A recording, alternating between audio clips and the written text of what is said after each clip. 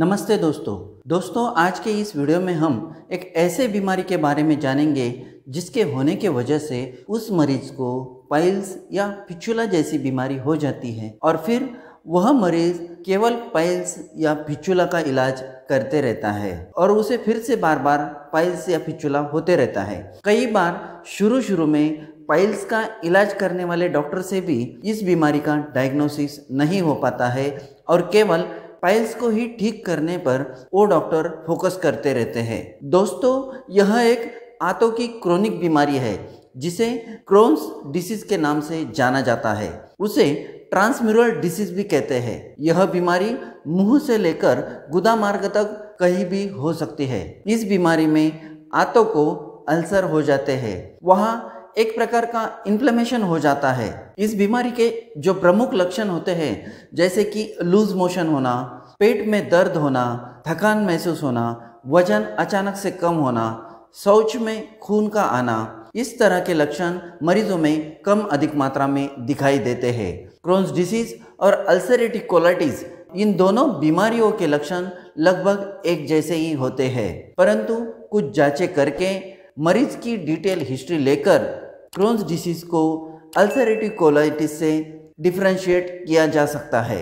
Ulcerative colitis यह बीमारी rectum और बड़े आंतों में होती है, वही क्रोन्स डिसीज ज़्यादातर छोटे आंतों का आखिरी हिस्सा जिसे इलियम कहते हैं उस पार्ट में या इलियोसिकल जंक्शन पे उस एरिया में यह बीमारी ज़्यादातर होती है। अल्सरेटिव कोलाइटिस यह बीमारी आंतों के केवल म्यूकोजा के लेयर तक ही सीमित रहती है, वही क्रोन्स डिसीज आंतों के सारे लेयर में फैलता है और इसी कारण से उसे ट्रांसम्यूरल डिसीज कहते हैं। इस बीमारी का डायग्नोसिस करने के लिए ब्लड टेस्ट, स्टूल टेस्ट, उसी के साथ साथ कुछ एंडोस्कोपिक टेस्ट किए जाते हैं जैसे कि upper endoscopy, capsule endoscopy, colonoscopy, biopsy, CT enterography, MRI, इस तरह की टेस्ट इस बीमारी के डायग्नोसिस के लिए किए जाते हैं।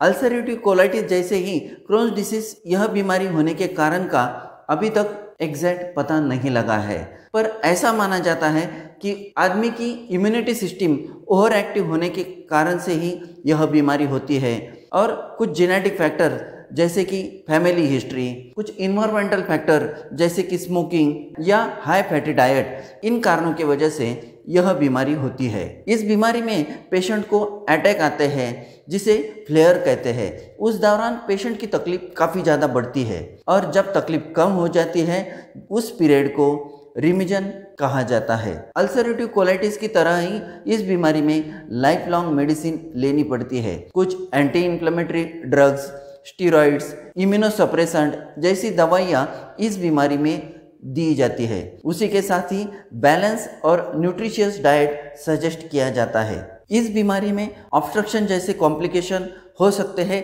और उसमें सर्जरी भी करनी पड़ सकती है। तो दोस्तों, यह थी क्रोन्स डिसीज के बारे में कुछ महत्वपूर्ण जानकारी। आपको यह वीडियो कैसे लगा हमें कमेंट बॉक्स में ज़रूर लिखें और अभी तक आपने हमारे YouTube चैनल को सब्सक्राइब नहीं किया है तो उसे सब्सक्राइब करें और उसके आगे का बेल आइकन बटन दबाएं ताकि भविष्य में आने वाली ऐसे ही नॉलेजेबल वीडियो का नोटिफिकेशन आपको सबसे पहले मिले।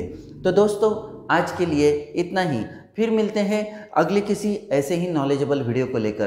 तब तक के लिए धन्यवाद। Stay fit, stay healthy.